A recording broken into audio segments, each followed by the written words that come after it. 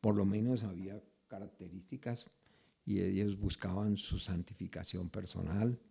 Ellos estaban en un estado de alerta, de alarma acerca de la venida del Señor.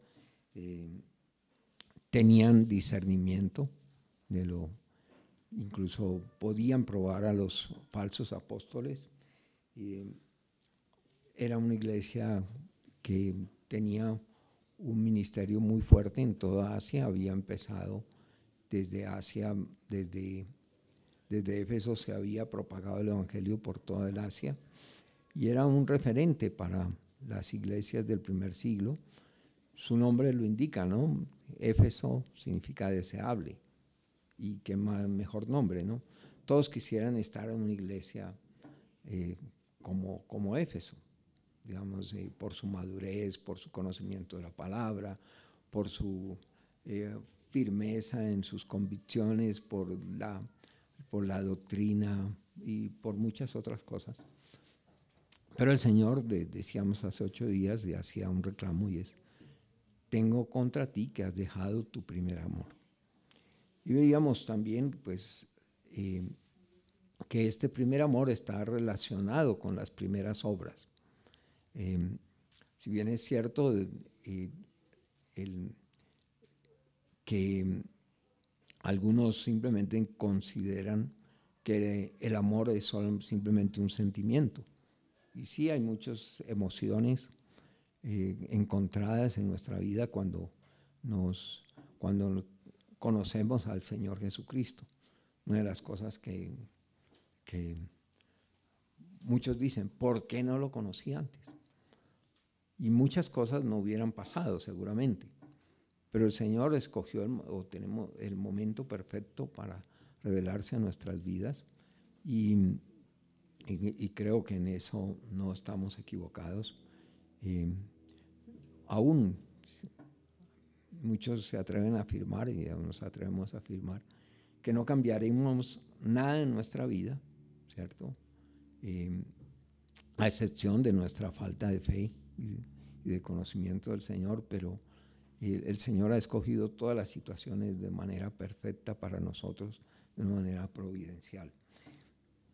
Y decíamos pues que el amor pues nos prepara para la venida del Señor, nos dispone y debemos estar dispuestos a esa venida, pero con un énfasis en el amor, decía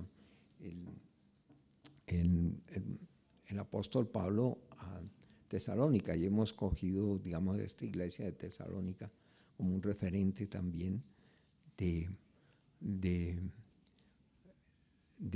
nuestra prédica.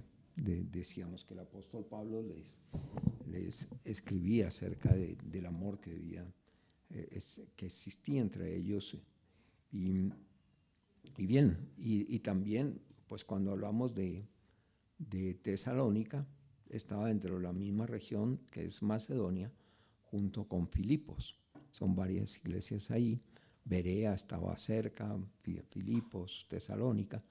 Y cuando escribe a la iglesia de Filipenses, ya al final de sus días, vemos la misma actitud que hay al principio. Por ejemplo, a la iglesia de Filipenses le escribe en Filipenses 1, del 8 al 10, porque Dios me es testigo de cómo os amo a todos vosotros en el entrañable amor de Jesucristo. Y esto pido en oración, que vuestro amor abunde aún más y más en ciencia y en todo conocimiento, para que aprobéis lo mejor, a fin de que seáis sinceros e irreprensibles para la venida del Señor. Dice que él relaciona el amor con el hecho de ser irreprensibles. El amor nos prepara para la venida del Señor. El amor es indispensable en nuestra santificación. Igualmente, el apóstol Pablo habla de una recompensa que él espera, y no solo para él, sino para los que aman su venida. Estábamos hablando de esto. Y veíamos también cómo en forma práctica las primeras obras se relacionan con el primer amor.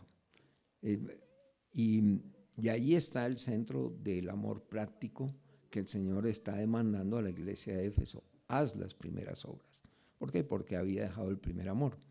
Y esto es muy importante porque habría que mirar el origen tanto de la iglesia de Éfeso como de la iglesia en sí, que vemos en el libro de los Hechos, en Jerusalén, en Antioquía, cómo empezaron estas iglesias y cómo este primer amor está relacionado con la iglesia misma, que eran las primeras obras. Entonces uno tiene que referirse al libro de los Hechos, cómo empezó la primera iglesia, y allí vemos que el primer amor está relacionado con el cuidado de la misma iglesia. En la primera iglesia vemos pues el ejemplo del apóstol, vimos el ejemplo del apóstol Pedro y de la misma iglesia, cómo se comportaba. Ellos eran unánimes en la oración, en la comunión unos con otros, en el partimiento del pan, en la doctrina de los apóstoles, como parte, y lo vemos reflejado en la vida del apóstol Pedro. Desde el principio hasta el final, Pedro predicaba, fue el primero que se levantó a predicar, animó y fortaleció a los hermanos, salió a Samaria a ungir imponer las manos a los creyentes de Samaria para que recibieran el Espíritu Santo. También se movió hacia los gentiles, empezó el ministerio entre los gentiles y visitaba las iglesias para saber acerca de su estado, y hasta el final lo vemos muy preocupado por la iglesia y por el amor entre los creyentes. Pues bien, esto, cuando entonces se le hace el reclamo a una persona acerca del primer amor, pues la persona tiende a relacionarlo con sentimientos, con romanticismo a veces, ¿sí? Hay gente muy romántica, pero muy desobediente y rebelde con Dios. Y de hecho, el amor no se expresa en forma práctica. Simplemente cuando hablan del amor suavizan la voz, cambian el tono, la mirada y todo, pero su vida práctica está muy lejos de expresar amor, y eso es lo que tenemos que mirar. Muchos también se quejan de la falta de amor entre los cristianos. Oímos muchas quejas de muchas personas, mucha gente se va de las congregaciones. No, es que allá no hay amor. Pero la pregunta que deben hacerse es: ¿y cuánto amor están dando? Revise su vida. ¿Cuál es el amor que estás ofreciendo? ¿Sí? En lugar de estar comparando las iglesias y todo, y el comportamiento de los demás, es cuánto estás dando a la iglesia. Y casi siempre lo que uno ve es una proyección de su propia vida. Se quejan de la falta de amor porque ellos mismos no lo están dando. Porque la realización del amor es poder ser un canal de Dios para que el amor fluya de Dios hacia los demás también. No amamos a los demás y amamos a Dios porque Él nos amó primero. Cuando uno está lleno de amor no está mirando esas cosas, sino cómo bendecir. Y en esto del amor al prójimo, pues tenemos que tomar, pues el amor, digamos, tiene dos direcciones. Primero, lo que yo recibo de Dios. Si no recibimos el amor de Dios, es muy difícil dar amor. Esa fue mi primera experiencia como cristiano. Mi primera experiencia es de que yo creía que era una persona muy amorosa y muy fiel con los demás. Yo me consideraba, digamos, por un lado zanahorio y por el otro lado que me llevaba bien con todo el mundo. Pero cuando conocí el amor de Dios, la primera reacción que tuve es darme cuenta que yo no amaba. Todo lo que decía yo que era amor era simplemente una máscara, pero que en realidad de verdad no conocía el amor. Cuando conocí al Señor, conocí el amor y supe cuánta falta primero tenía yo de ese amor y cuán poco amor yo estaba dando a los demás y menos al Señor, ¿no? Y en esto voy a leer un par de versículos, quiero que los leamos en la Biblia, los que la tienen. Está en Primera de Tesalonicenses. Estamos hablando de Tesalonicenses y allí el Pablo exhorta a que se amen unos a otros. Pero allí en Primera de Tesalonicenses capítulo 4, versículos 9 y 10 dice lo siguiente. Pero acerca del amor fraternal, no tenéis necesidad de que os escriba, porque vosotros mismos habéis aprendido de Dios que os améis unos a otros. Y también lo hacéis así con todos los hermanos que están por toda Macedonia. Pero os rogamos, hermanos, que abundéis en ello más y más. Vamos a ver que el apóstol Pablo está hablando acerca del amor y está pidiéndole a ellos que amen aún más. Y uno se sorprende a quién le está diciendo que amen más, porque Macedonia era una expresión, digamos, era una iglesia donde el amor abundaba. Y a partir de ese versículo, después del versículo 10, en el versículo 13, él empieza a hablar del consuelo del arrepentimiento. Y veamos entonces cómo dentro del pasaje mismo está relacionando el amor con la venida del Señor. Como en todo lo que hemos visto en estos días, cómo la venida del Señor Jesucristo es la mejor preparación, la mejor evaluación y la mejor, digamos, disposición es dentro del amor.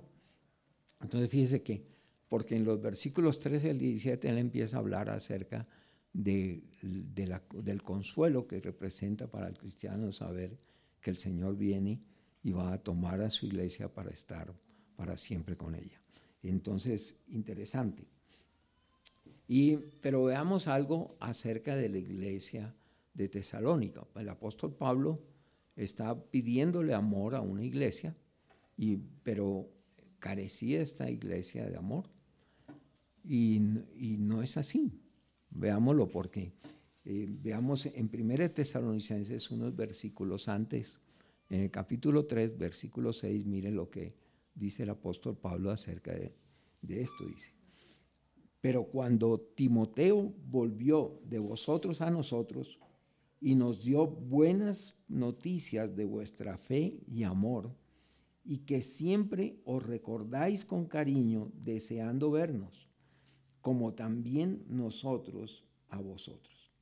Entonces dice que ellos lo recordaban con cariño, al igual que ellos recordaban a los tesalonicenses con cariño.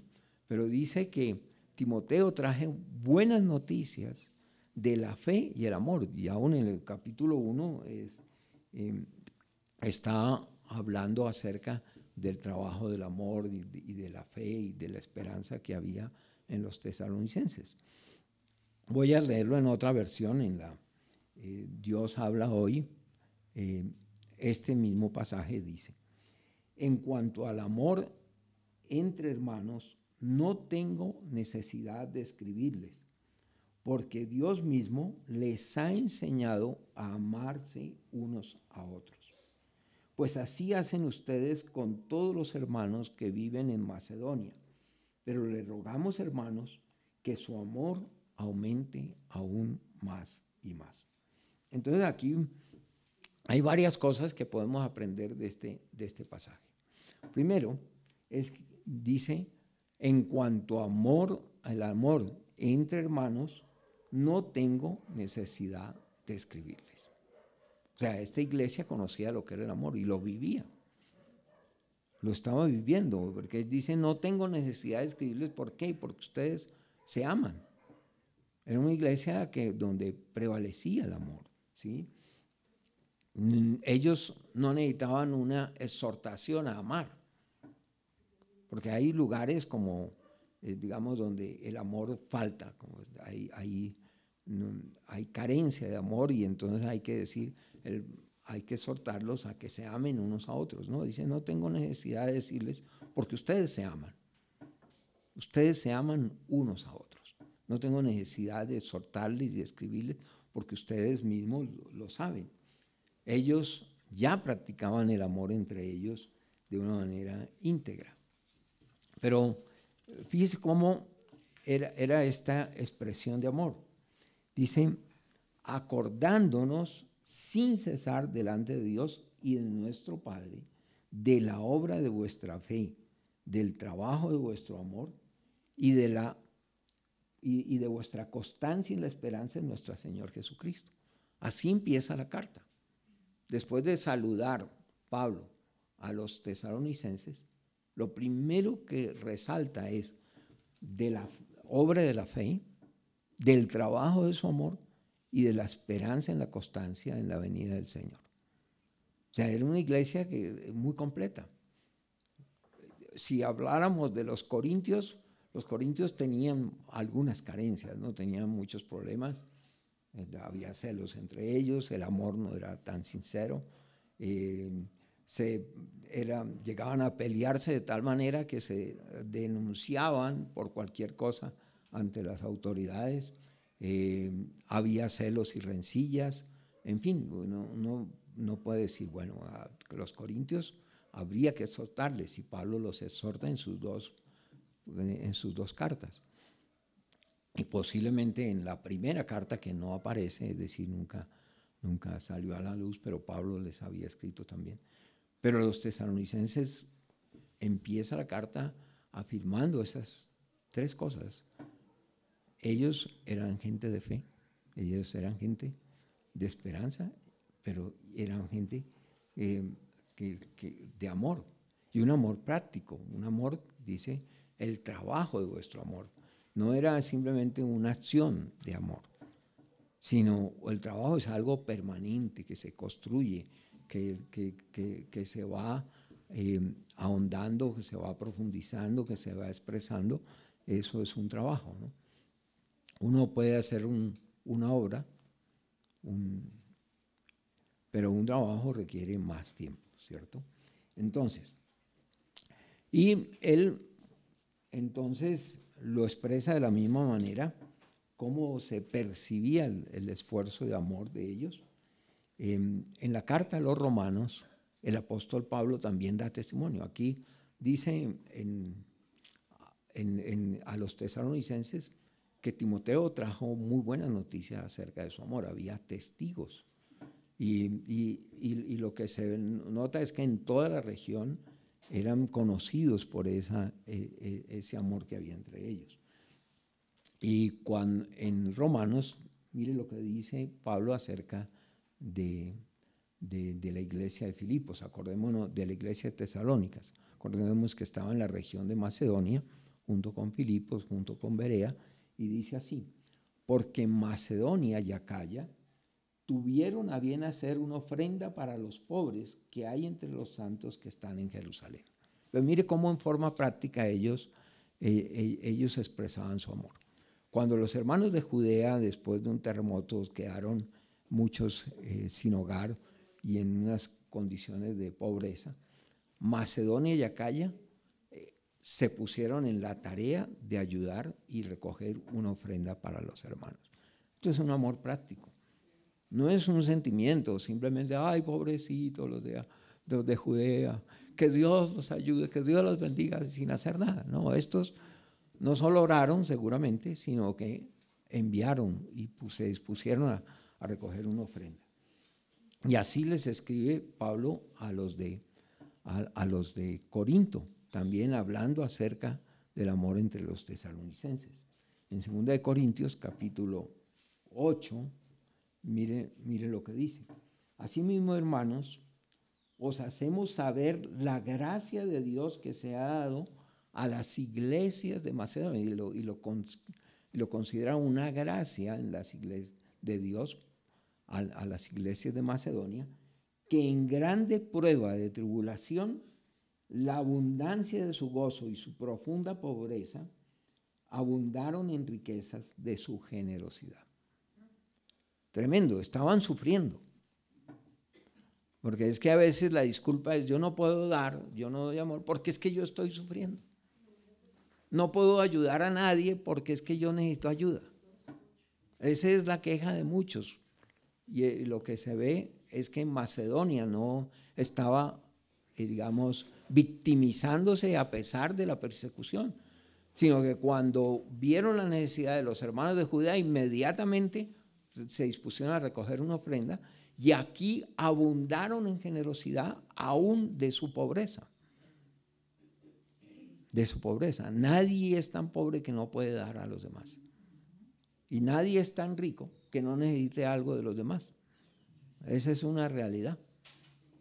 Entonces dice que de su profunda pobreza ellos participaron, y eso era una gracia de Dios con ellos. ¿Sí? Digamos que cuando hablamos de la gracia de Dios, que Dios les dio a ellos esa disposición para ayudar a los hermanos, es gracia de Dios. Es una desgracia centrarse en uno mismo y no ver la necesidad de los demás. Eso sí es desgracia. Eso es miseria. Pero ellos, en su pobreza, estaban mirando cómo ayudar. Dice: pues doy testimonio de que con agrado han dado conforme a sus fuerzas. Tremendo, ¿no? Con agrado. No solo que estaban padeciendo tribulación y eran pobres, sino que dieron. Y no lo hicieron con queja, sino con agrado. Es que a veces nos quejamos cuando damos a los demás, y eso no es agradable al Señor. Y ellos dicen: y aún más allá de sus fuerzas. Y se dieron conforme a sus fuerzas. Y aún más allá de sus fuerzas. ¿Sí? Más allá de sus fuerzas. Mire qué hermosura el testimonio de Macedonia. Y dice: pidiéndonos con muchos ruegos que les concediésemos el privilegio de participar en este servicio para los santos. Tremendo, ¿no? Dice, nos pidieron que les concediésemos ese privilegio.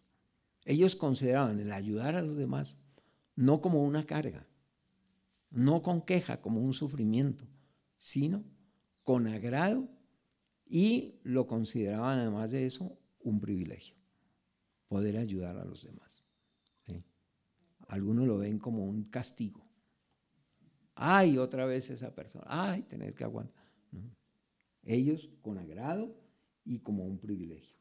Y no como lo esperábamos, sino que a sí mismos se dieron primeramente al Señor y luego a nosotros por la voluntad de Dios. Y dice, y ellos aún se dieron al Señor y a nosotros. Dice, de manera que exhortamos a Tito para que tal como comenzó antes, así mismo acabe también entre vosotros esta obra de gracia. Y entonces dice que envió a Tito para animarlos a la iglesia de Corinto a participar de esa gracia. Es una gracia, ¿sí? Es una gracia y solo viene por gracia. Por tanto, como en todo abundáis en fe, en palabra, en ciencia, en toda solicitud y en vuestro amor para con nosotros, abundad también en esta gracia. Y le está diciendo a los de Corinto, abunden también en esta gracia. No hablo como quien manda, sino para poner a prueba, por medio de la diligencia de otros, también la sinceridad del amor vuestro. Dice, bueno, ustedes dicen que aman a los hermanos de Judea, pues exprésenlo de una manera práctica, sean sinceros. No es solo palabras, es también acción. Eso es interesante, ¿no? Otra cosa que aprendemos acá, entonces fíjese que ellos no necesitaban exhortación.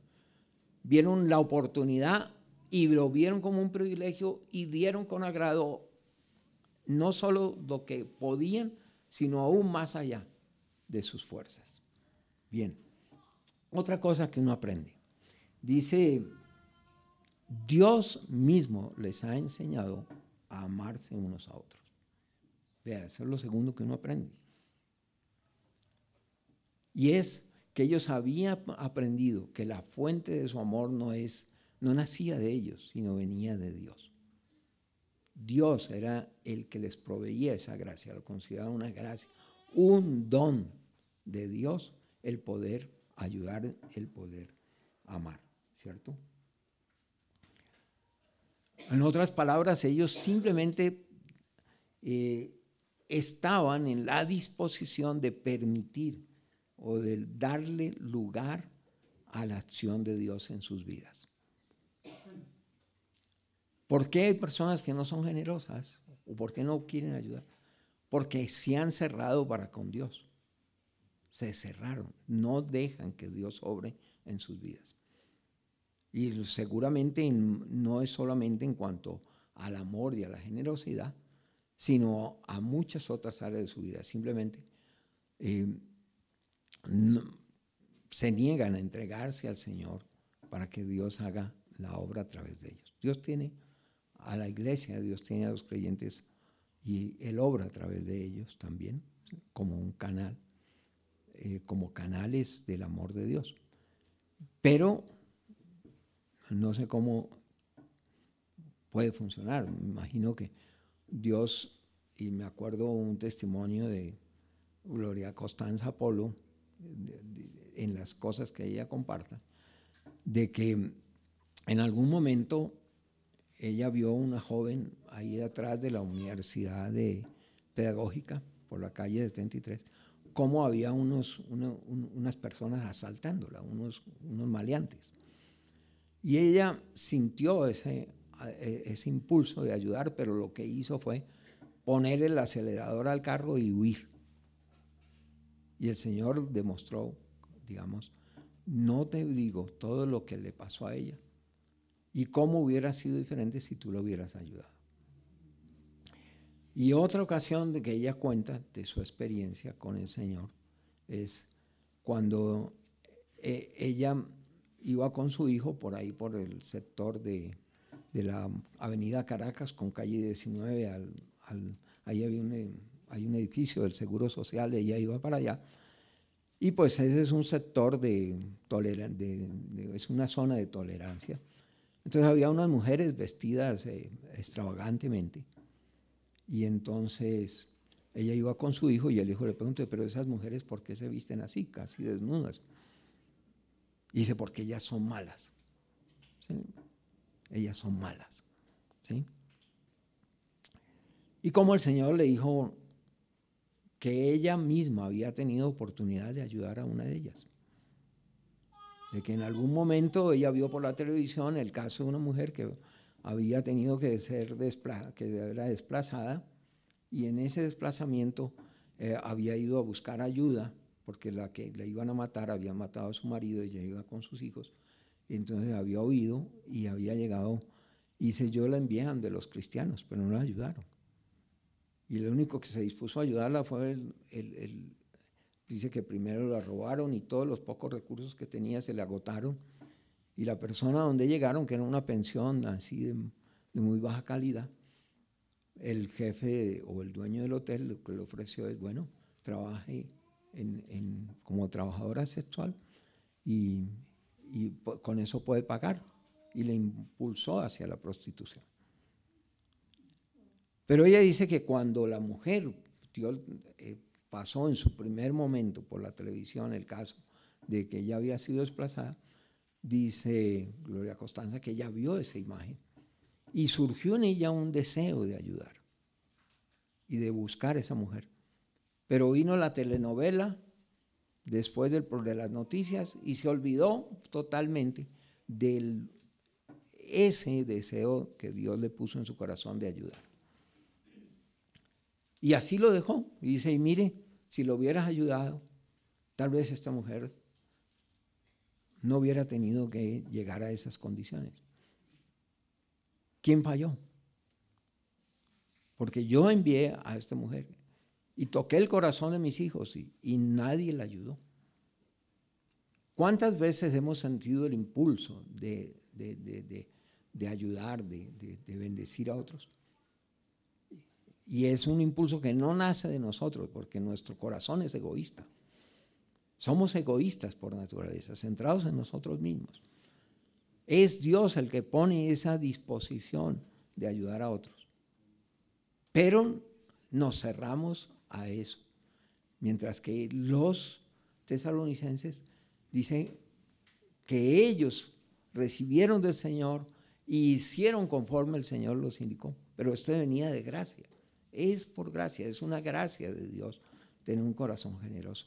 El que no lo tiene, tiene que pedir al Señor, humillarse ante el Señor, que quite el egoísmo, que quite toda esa, digamos, mezquindad que hay en el corazón. Así como somos mezquinos para con los demás, entonces nos cerramos para nosotros mismos la bendición de Dios. Entonces, ¿de dónde viene esa disposición? Del Señor. Dice en 1 Juan 2, porque vosotros tenéis la unción del Santo y conocéis todas las cosas y no tenéis necesidad de que nadie os enseñe. El que tiene el Espíritu de Dios tiene esa fuente y ese impulso, esa gracia, ese poder para hacer el bien. Y ese poder no está en nosotros, viene de Dios. El que tiene al Señor sabe qué es lo que tiene que hacer. Y el Señor no tiene necesidad de que nadie les enseñe. Y esta es la realidad de los tesalonicenses. Pablo dice, no tenéis necesidad de que nadie, Dios mismo os ha enseñado a vosotros. Y la Escritura en 2 Corintios también dice, porque el amor de Cristo nos constriñe. Dice que es el amor de Dios el que nos constriñe. Cuando sentimos el impulso, viene de Dios. ¿Sí? Incluso Dios lo puede poner en que no tiene ni a Cristo. Como decía una mujer, bueno, con un vecino que era ateo y le decía, no, pero es que usted, ¿qué tal, Pascual? Que ella decía, no, es que Dios me bendice. Y dice, no, pero es que ¿cómo así que usted vive usted dice que todo viene de Dios? Y un día le llevó un mercado. Dijo, sí, porque la vio con necesidades. Dijo, yo tuve que traérselo. Dijo, no, es que Dios siempre me ayuda, Dios siempre me da lo que necesito. Y a veces lo manda aún a través del diablo. Que Dios usa todo a su favor. Entonces, fíjese, ¿por qué somos tan carentes o por qué hay tanta carencia en mucho? Si dice la Escritura que el amor de Dios ha sido derramado en nuestros corazones por el Espíritu de la promesa, es que se cierra a que Dios obre. Porque si tiene a Cristo, si la persona realmente tiene fe en Dios, ha recibido al Señor Jesucristo, dice que el amor de Dios ha sido derramado en su corazón. Entonces tiene mucho amor para dar. Porque la fuente del amor está dentro de él. Pero que a veces algunos se cierran. Desafortunadamente se cierran y solo miran hacia sí mismos. Ahora, hay un ejemplo hermoso que es que alguien daba entre el mar de Galilea y el mar Muerto. El mar de Galilea recibe agua desde el norte, desde el monte Hermón, viene el agua y pasa por el mar de Galilea y del mar de Galilea fluye y nace el río Jordán. O sea que da todas sus aguas al Jordán. Y el Jordán desemboca en el mar Muerto, pero el mar Muerto es un mar que está cerrado, no fluye. Y en el mar Muerto, en el mar de Galilea hay abundancia de peces, alrededor, es la fuente de provisión de agua para casi todo Israel.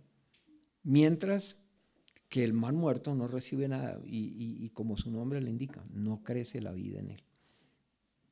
Solo recibe, pero no da nada. Está muerto. Ese es un alma que no tiene a Dios. Así recibe todas las bendiciones de Dios, pero no da. Pero entre más da, más recibe.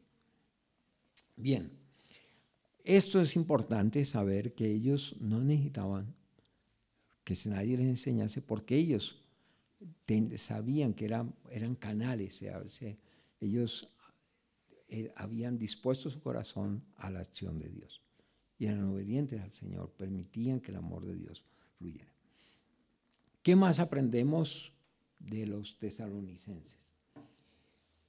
Ellos comprobaron la genuinidad, su genuino amor, más allá, digamos, de los límites de la misma iglesia. Entre ellos se amaban, y eso es lo que dice el apóstol.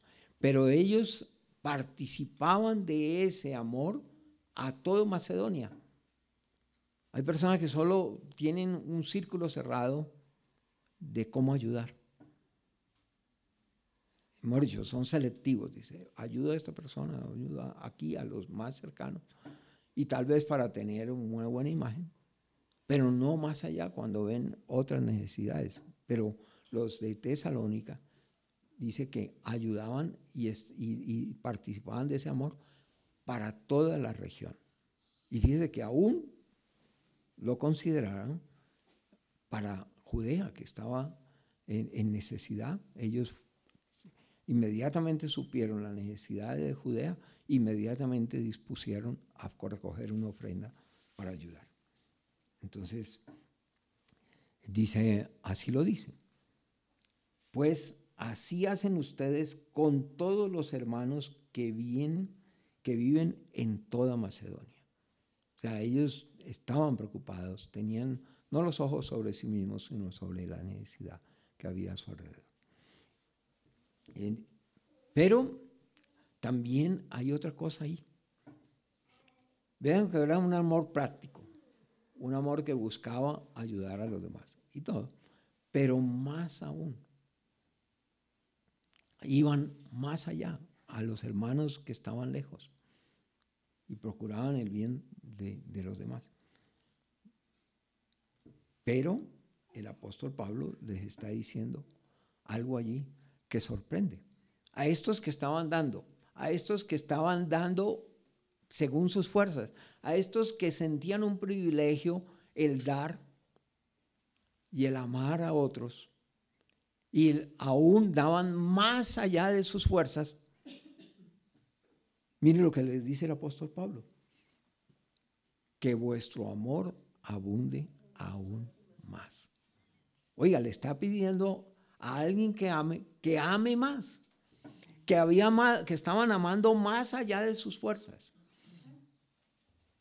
¿Por qué? Y uno parecería como sádica la cuestión, ¿no? Pedirle a alguien que está dando que dé más. Pedirle a alguien que está amando que ame más. Y que está amando más allá de sus fuerzas, que aún ame más y más. ¿Por qué? ¿Qué nos enseña este pasaje?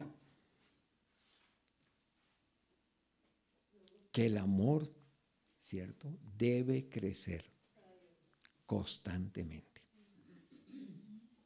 El amor debe crecer. No solo, porque algunos se quejan del amor que han dado y se estancan y no vuelven a dar. ¿Y qué pasa ahí? Que su corazón se endurece. No, ya he dado demasiado. Dan algo y ya creen que han dado demasiado. No, dice, abunden. Amen más. No, evangelizó esta semana.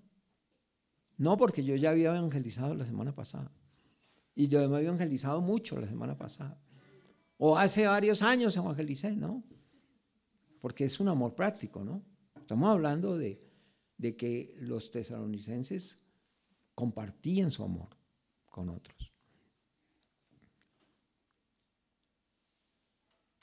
Algunos creen que ya, ¿qué tal que el Señor hiciera con nosotros lo mismo? No, se le agotaron los fondos, mijo. Ya no te puedo bendecir porque te agotó. No, Dios no es así. Fíjese, en el versículo 3:12 dice: y el Señor os haga crecer y abundar en amor unos para con otros y para con todos. Ellos estaban diciendo que Timoteo dio cuenta de su amor y que ellos amaban aún más allá de sus fuerzas, y en la ofrenda fueron expresivos y prácticos en la expresión de su amor. Y aún les está diciendo que vuestro amor abunde aún más y más, ¿cierto? Para con otros y para con todos, ¿sí? Y para con todos. Mire, hay cosas que a veces sí hacemos en exceso y vamos más allá. Hay cosas buenas y saludables, ¿cierto? Cuando se usan con moderación, pero cuando se dan con exceso o cuando les dedicamos o demasiado, se vuelven dañinas, ¿no? Por ejemplo, comer es bueno. Sí. Si no comemos, nos morimos. Pero comer en exceso es algo dañino. Lo mismo la bebida. O hacer demasiado deporte. El deporte es bueno y lo aconsejan, o el deporte no, el ejercicio. Pero el ejercicio en exceso es dañino, ¿no? Los órganos se hipertrofian y se dañan. O trabajar demasiado, algunos trabajan demasiado. Es bueno trabajar. Es más, es una responsabilidad de todos. Todos, Dios nos hizo para trabajar, ¿sí? Y también, pues la diversión es buena. No podemos, pero divertirnos en exceso es malo. Pero cuando se trata del amor, nunca se da en exceso. El amor es lo único que hay, que nunca hay un límite al amor. Por eso se habla del amor sin límites, ¿no? Y qué bonito cuando se cantan canciones como la de Roberto Carlos, Amor sin límites. Y, ay, no, qué bonito, ¿no? Pero ese amor humano no tiene límites. Pero es que cuando se trata del amor de Dios, no tiene límites, ¿cierto? El amor nunca está de vacaciones. El amor siempre se da. Y el amor no solo que debe darse, sino debe crecer aún más. Eso es algo muy importante, ¿sí? Y la Biblia muestra el amor como una deuda. No debáis a nadie nada, sino el amor, amaros unos a otros. Debemos amar, ¿cierto? Y debemos amar y tenemos que considerar que estamos en deuda de amor. ¿Por qué? Porque hemos recibido infinito amor de parte de Dios. El amor de Dios es infinito.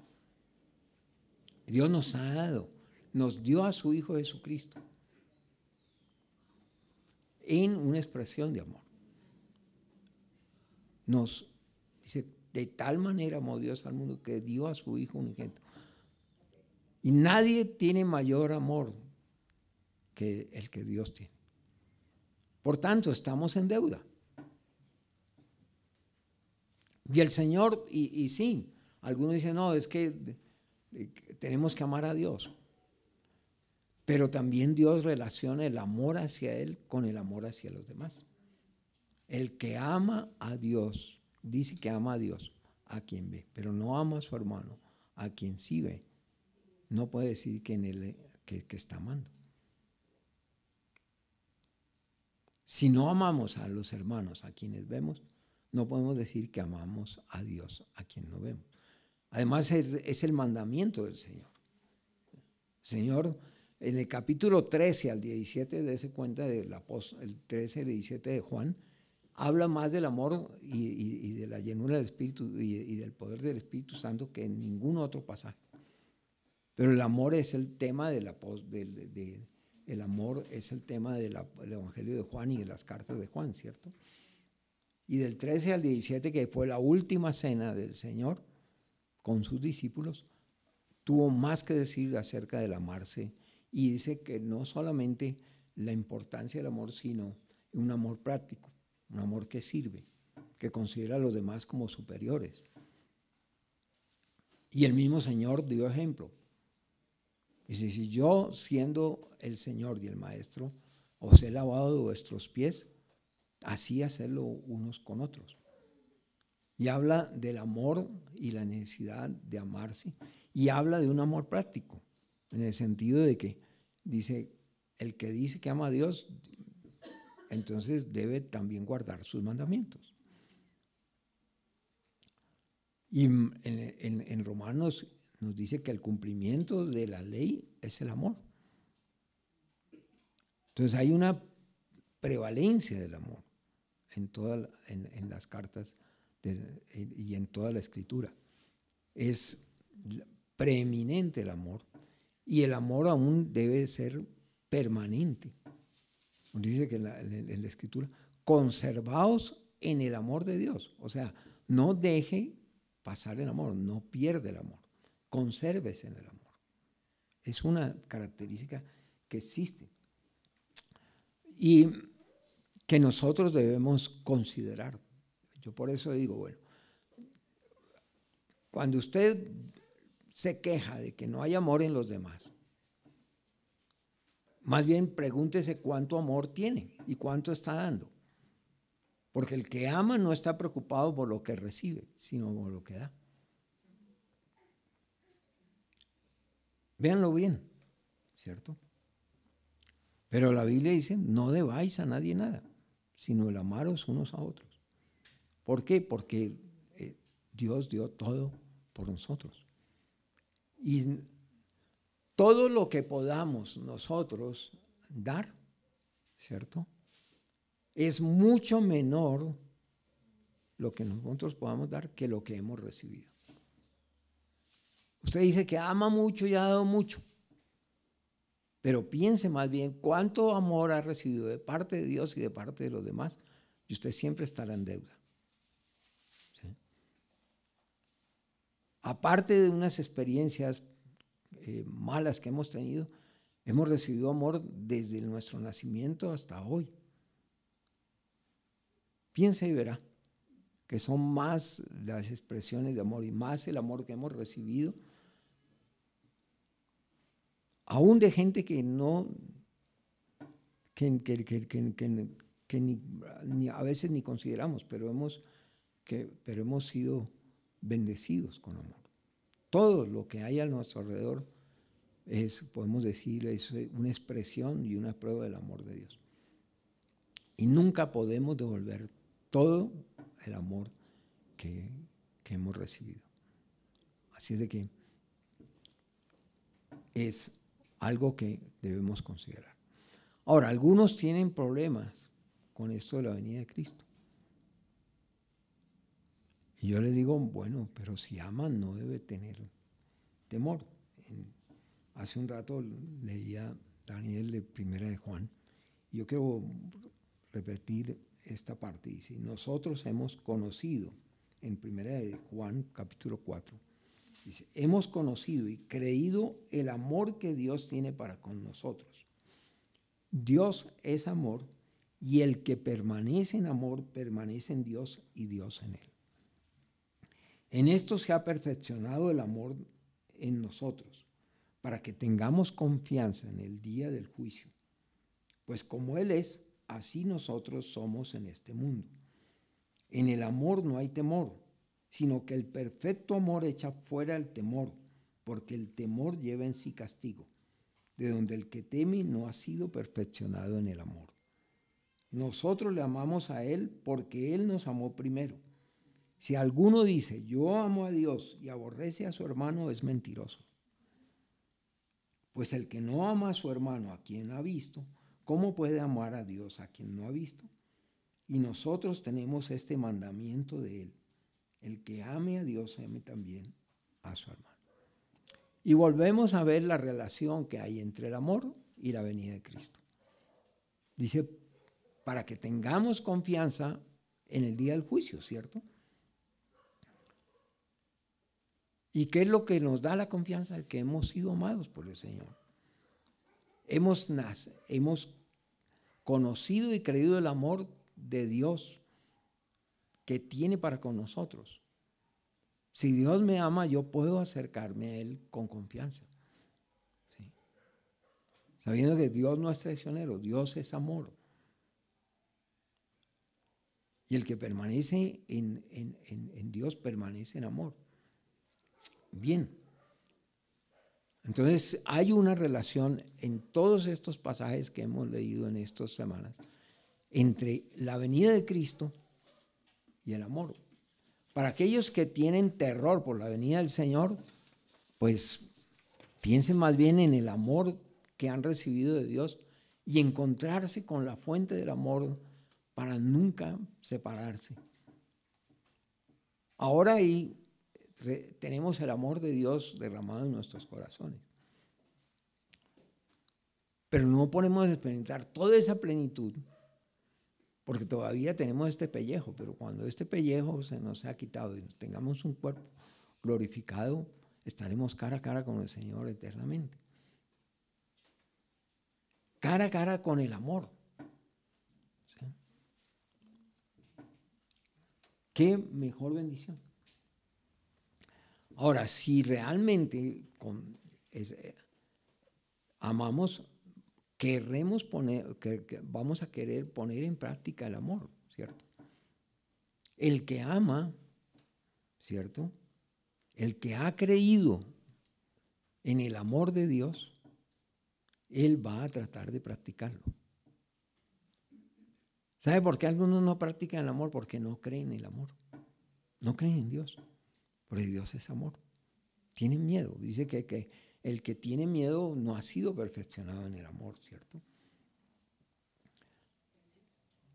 Y cuando amamos y nos sentimos amados por el Señor y amamos, eso nos quita todo el miedo a dos cosas, por lo menos. A la venida de Cristo. Hay gente que tiene miedo. Digo, hasta terror pensar en la venida del Señor. Pero si hay amor, si el amor ha permeado nuestra vida, estaremos anhelantes del Señor. Dice que el amor echa fuera el temor. ¿Cierto? El que ama y el que se considera amado, entonces tiene confianza para el día del juicio. ¿Por qué? Porque también cree en el Señor. El Señor no miente. Sus promesas son sí y amén. Él no nos ha prometido la salvación, Él no nos ha salvado, Él no nos ha prometido la vida eterna, sí, para después darnos una puñalada trapera, como dice, para darnos la espalda. Una y otra vez la Biblia afirma, no te dejaré ni te desampararé. Estaré con vosotros todos los días hasta el fin del mundo. ¿Se cuenta? La promesa de Dios es eterna. Y eso debía quitar todo asomo de temor de encontrarnos con Él.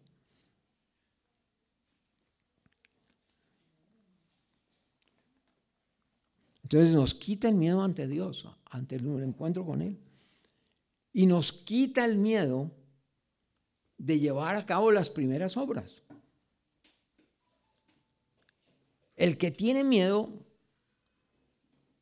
no ha sido perfeccionado en el amor.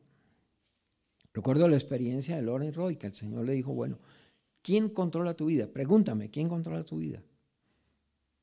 Y él dice, ay Señor, tú sabes que tú me controlas. No, pregúntame, ¿cuánto porcentaje de tu vida controlo yo? Ay Señor, eso es obvio. Digo, pero pregúntame. Dice, bueno Señor, te pregunto, ¿cuánto controlas tú de mi vida? Le dice, 3%. Y él, después de todas esas experiencias maravillosas que cuenta, dice, 3% del hombre quedó abrumado. 3%. ¿Cómo Dios a decir que 3%? ¿Y quién controla el 97%? El diablo controla el 97%. ¿Por qué? ¿Cómo que así? El 97% controla el diablo. Sí, porque el miedo te controla. Y el diablo se controla a través del miedo. Mira, el miedo debía ser algo que nosotros desecháramos de nuestra vida. Debemos desechar. Debemos expulsar el miedo. Porque el que teme no ha sido perfeccionado en el amor. El único temor que vive en nosotros es el temor a Dios. Pero no debemos temer, no debemos temer. Y cuando amamos, el amor echa fuera el temor. ¿Tienes miedo?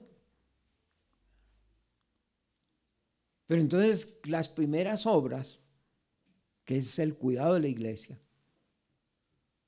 ¿por qué no lo hacemos? Porque hay amor, hay temor.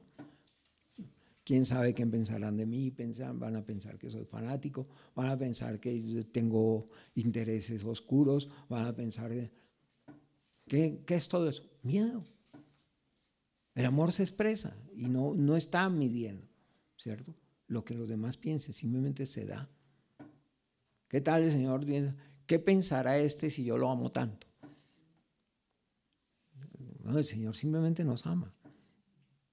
Si hay una verdad vertical del cielo a la tierra, es que Dios nos ama. Eso es inexorable, usted no puede evitarlo. Usted no puede decirle a Dios, no me ames, porque Él no va a cambiar, Él es amor, Él te ama. Y si eso es lo que nos domina, entonces el amor debe ser echado fuera. Hay que ver el temor debe ser echado fuera. El miedo hay que desarraigarlo de nuestra vida. El temor al hombre es un lazo. Ese temor por los que los demás piensen. Ese temor a las reacciones de los demás. El que ama no está con miedo a ser despreciado. El que ama no está midiendo las consecuencias, se da simplemente. Jesús se dio a sí mismo, murió por nosotros. Nadie tiene mayor amor que que el que uno ponga su vida por sus hermanos.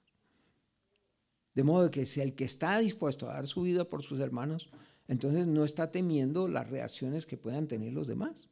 Simplemente expresa el amor. Entonces, ¿por qué tan poco fruto en la vida, en su vida? ¿Por qué tan poco fruto a veces en la iglesia?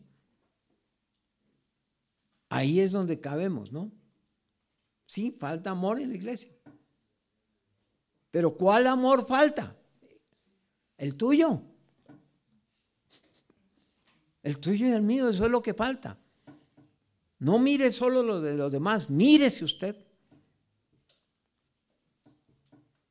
Cuando falta amor en la iglesia, entonces tú dices que falta amor o que le falta amor a los cristianos. Entonces, el principal amor que falta es el tuyo, que no lo estás dando. A mí me impresiona ese testimonio que da Rick Joyner de Ángelo. Cuando él dice que en el cielo estaban pidiendo, Señor, trae a Ángelo, trae a Ángelo, trae a Ángelo. Allá están llenos del amor de Dios y disfrutando del amor de Dios, pero dice, tráelo, Señor. ¿Y por qué? Dice, porque necesitamos el amor de Ángelo. Súbelo, Señor, queremos disfrutar ese amor. ¿Sí? Tienen todo el amor, son salvos, no hay pecado en sus vidas, no hay nada, están en el cielo. Y sin embargo, ese amor es necesario ya. ¿Por qué no piensas que el amor que falta es el que tú no estás dando? Piense más bien eso, en lugar de estar criticando. ¿Sabes cuál es el amor que falta ahí? El tuyo, que no lo estás dando. Solo estás reclamando. Entonces, pensemos, ¿no? Pero si hay amor, quita fuera el temor. Echa fuera el temor. El temor a los demás, el temor a lo que me pase.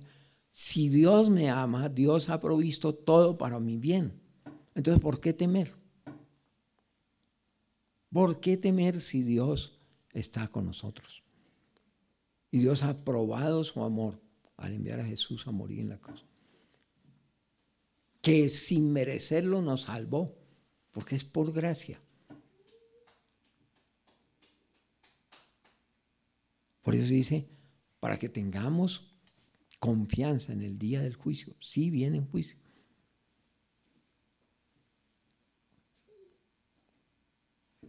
Y todos compareceremos ante el tribunal de Cristo, ¿sí? Pero ¿cuál es entonces el miedo? Sabiendo de que, como en algún momento decíamos que, haciendo chiste en referencia a la organización de Estado, que los que siempre eran castigados los pasaban de mal a mejor, porque los premiaban a veces. Pero no, el Señor ya nos ha dado vida eterna en Cristo Jesús. Entonces, si no, por otro lado, yo miro otra cosa que está en 2 de Tesalonicenses, y hablando de Tesalonicenses, en el capítulo 2, versículo 8 dice: por lo cual os ruego que confirméis el amor para con Él, ¿cierto? El amor para con el Señor. Ahora, ¿cómo podemos decir? Quien se decide por el amor, entonces se decide por Dios, ¿sí? El que se decide por amor, se decide por Dios. ¿Quiere amor? ¿Y realmente quiere un amor verdadero? ¿Y quiere amar verdaderamente? Aparte de Dios no lo puedes hacer. Tienes que decidirte por Dios. Y el que se decide por Dios, definitivamente se decide por el amor, ¿sí? Porque Dios es amor. Entonces, la decisión que tú tomas frente al Señor es una decisión de amor. Y la decisión que tú tomas por el amor es una decisión por Dios, porque es el único lugar donde lo encuentras. Él es el amor, Dios es amor. Y fuera de Él no hay amor. Entonces, en la segunda carta a los tesalonicenses, el apóstol Pablo dice de algo. Y es la disciplina o el castigo que Dios impone al mundo que lo rechaza a Él. Dice, y aún y con todo engaño de iniquidad para los que se pierden. Dice que Dios va a enviar un poder engañoso para que crean en la mentira. ¿Y por qué? Dice, para que todo engaño e iniquidad para los que se pierden por cuanto no recibieron el amor de la verdad para ser salvos. El que rechaza el amor, entonces, ¿qué pasa? Rechaza a Dios. El que rechaza la salvación, rechaza a Dios y rechaza el amor. Dese cuenta que aparte de Dios no encuentras el amor. Porque hay gente que habla del amor, ¿cierto? Vamos a mandar virus del amor por todas las galaxias. Pero sin Dios no puedes, ni siquiera tienes amor para enviarlo a 1 centímetro de tu propia vida. No hay amor, hay vacío. No puede dar, nadie puede dar lo que no tiene. Pero el que tiene a Dios tiene amor para dar, ¿cierto? Entonces hay una verdad. Dios es amor, nosotros lo hemos estado diciendo. Y por otro lado, la otra cosa cierta es que Jesús es la verdad. Yo soy el camino y la verdad. Y fuera de Jesús no encuentra la verdad, ¿cierto? Dice que la gracia y la verdad vinieron por Jesucristo. Y todo aquel que es de la verdad, oye mi voz. Entonces, Jesús, la verdad, nos ha revelado el amor de Dios. Porque aparte, por medio de Jesús, Dios nos reveló su amor. Mas Dios muestra su amor para con nosotros en que siendo aún pecadores, Cristo murió por nosotros. De tal manera amó Dios al mundo que dio a su Hijo unigénito. Entonces Jesús nos revela el amor de Dios, ¿cierto? Y el amor de Dios se revela en Jesucristo, porque es la expresión del amor de Dios, ¿cierto? El amor de Dios nos ha revelado a Jesús como la verdad, ¿cierto? De modo que el que rechaza a Dios, rechaza el amor y rechaza la verdad. Y al que rechaza la verdad, Dios lo único que le queda es el engaño. Por eso es tan fácil los que han rechazado el amor de Dios a enredarse y mentir y mentir y mentir. La Biblia dice que la insensatez del hombre se va a evidenciar. El que rechaza el amor de Dios está destinado a una vida errante y de mentira, una vida falsa. Pero el que acepte el amor de Dios, acepta, digamos, está libre de temores. Y además de eso, digamos, está preparado. Fíjese que los juicios van a caer sobre aquellos que han rechazado el amor de Dios o que han rechazado a Dios. En otras palabras, que han rechazado el amor.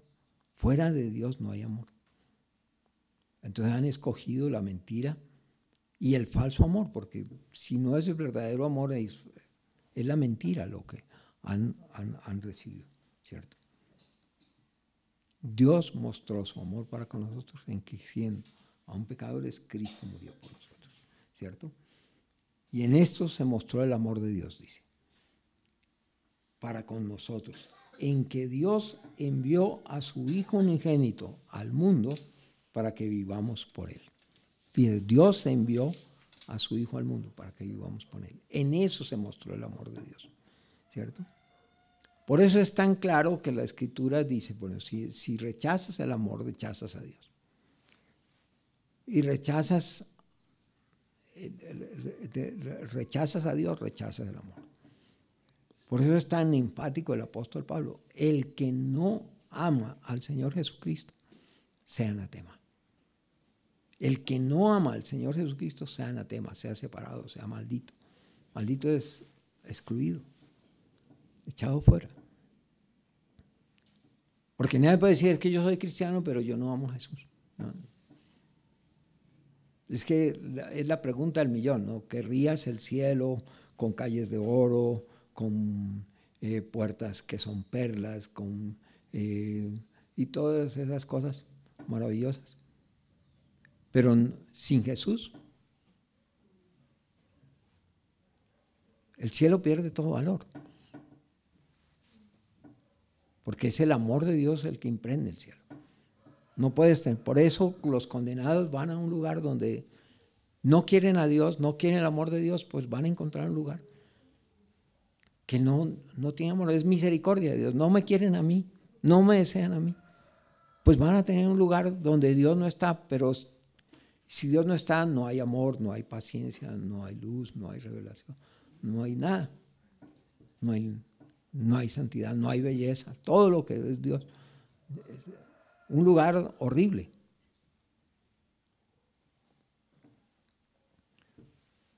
El que no ama al Señor Jesucristo, sea anatema. Pero ¿sabe cómo termina esa frase? El Señor viene. Maranata. El Señor viene. Qué tremendo relación, ¿no? Toda la Escritura. Hay gente que dice, no me hablen de profecía. No, eso no tiene nada. Pero si háblame del amor. Pues si hablamos del amor, tenemos que hablar de la venida de Cristo, porque lo relaciona íntimamente. Porque es el coronamiento del amor, el encuentro con nuestro Dios. Entonces, el que no ama al Señor Jesucristo, sea anatema. Entonces, ¿cómo es su amor? ¿Realmente estás amando? ¿Tienes un amor? ¿Ya no hay demanda para ti de amor o todavía persiste? ¿O hay deficiencia de amor? Y es mejor ser humilde y decir, Señor, no estoy amando. Y si amo, no estoy amando como debiera amar. Me falta mucho. Necesito de tu amor. Ese es un reclamo que todos los días tenemos que hacer al Señor. Dame más de tu amor. Lo necesitamos. Primero porque necesitamos reafirmación todo el tiempo. Que Dios nos reafirme una y otra vez su amor. Y de hecho Dios lo hace. De todas las maneras nos va mostrando cuánto nos ama. ¿Cierto? Pero también el que ame a Dios, ame también a su hermano.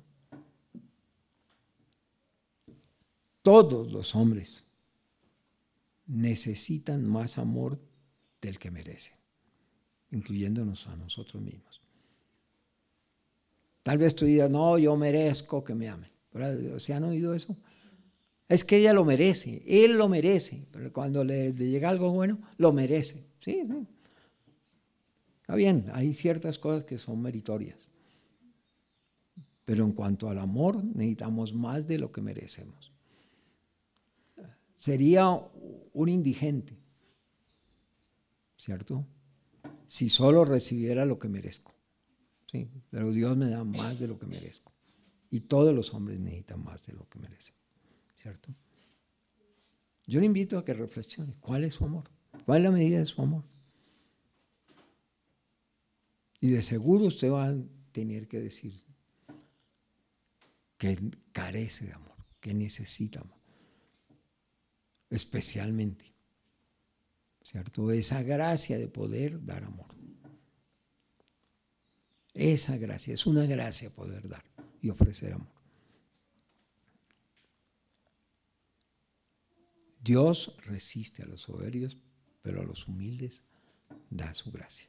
Y es mejor reconocer cuánta carencia de amor y cuánto poco amor estamos dando.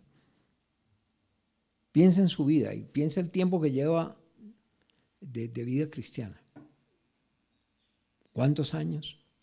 Muchos, pocos. Y pregunte, ¿cuánto amor ha dado? ¿Ha sido suficiente o más allá realmente? Has dado todo el amor que debías de haber dado y siempre estarás reconociendo tu carencia, ¿cierto? Reclamas más de lo que das.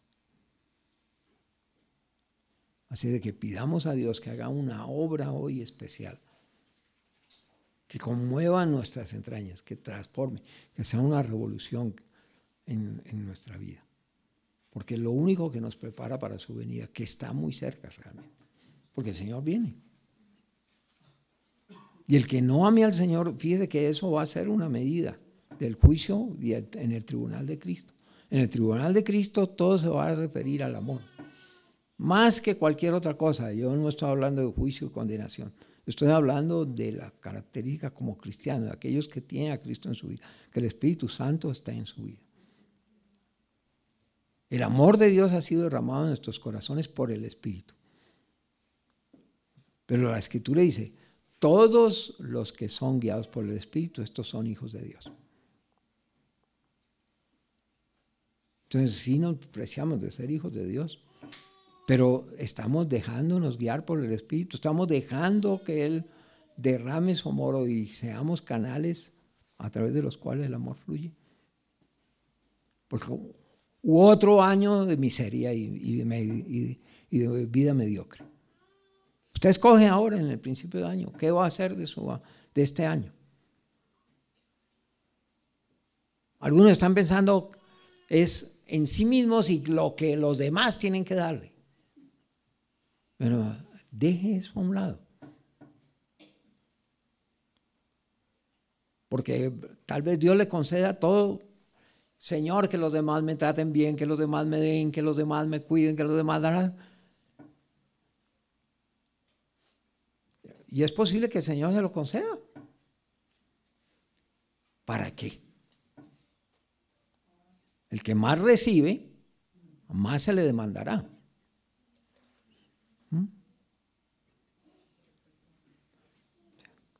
Pero el que más, ¿cierto?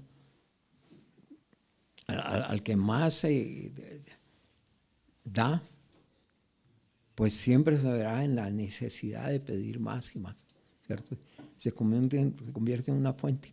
Por eso el Señor dice que el que cree en Él, el que le adora a Él, se hará en Él una fuente que salte para vida eterna. Una fuente.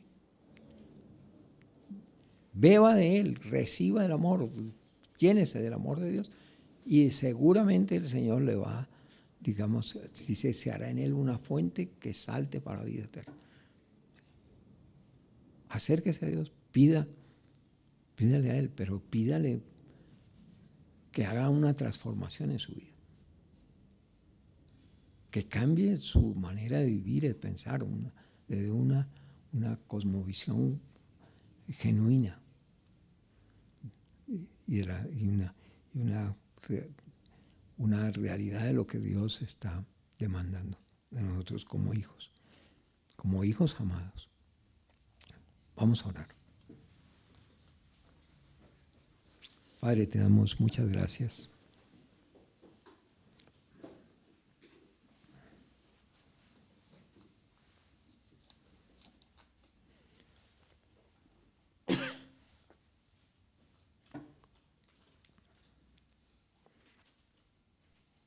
Padre, cuánta necesidad tenemos, Señor. Examínanos, Señor, y conoce nuestro corazón. Pruébanos y conoce nuestros pensamientos.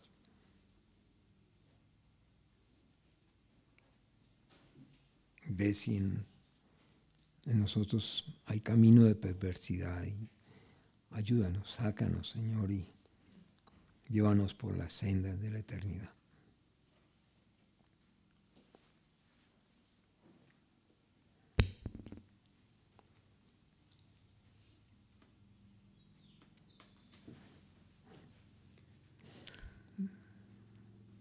La iglesia necesita ser transformada, cambiar, evolucionar,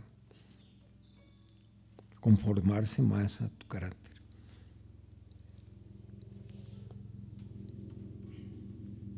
Pero en esa transformación nosotros la necesitamos profundamente. ¿Sí? Tal vez los más necesitados somos nosotros.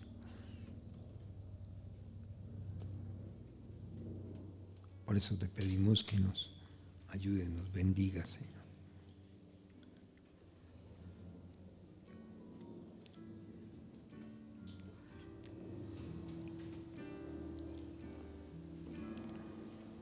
Y anhelamos tu venida, Señor.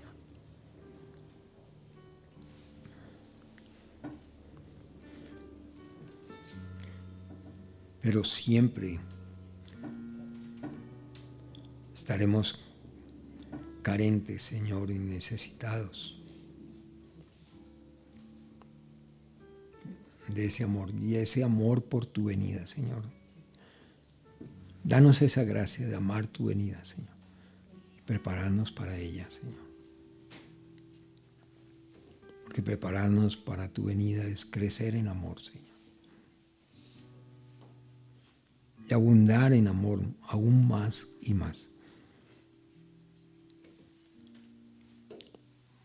Para poder presentarnos irreprensibles delante de ti, Señor.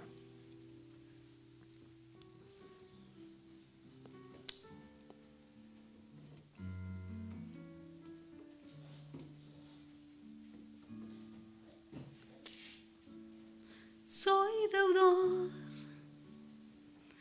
a ti, Señor.